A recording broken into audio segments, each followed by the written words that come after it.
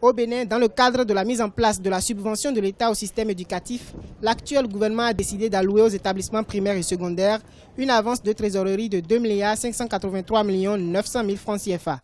Cette allocation constitue une bouffée d'oxygène pour les établissements concernés. Ces derniers éprouvent depuis quelques années des difficultés liées à leur fonctionnement.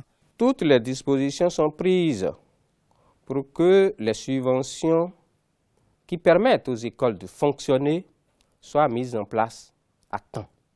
Et je peux vous rassurer que, à la date d'aujourd'hui, les subventions sont déjà, à défaut d'être dans les écoles aujourd'hui, sont déjà dans les départements et sont en train d'atterrir dans les recettes perception des communes.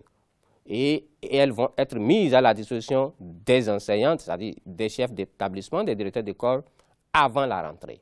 Cette disposition gouvernementale fait partie des accords entre le gouvernement béninois et les centrales syndicales au terme de la rencontre du jeudi 15 septembre 2016. C'est ça le principe de bonne foi. Respect de l'engagement pris dans les temps, dans les délais. Les difficultés des établissements secondaires, notamment au niveau de la subvention. Au niveau du primaire, on paye pour le moment à 100%, mais au niveau secondaire, ce n'est pas le cas. Et donc le montant de 2 583 900 000 est alloué à titre d'avance en attendant le vote du budget de 2017.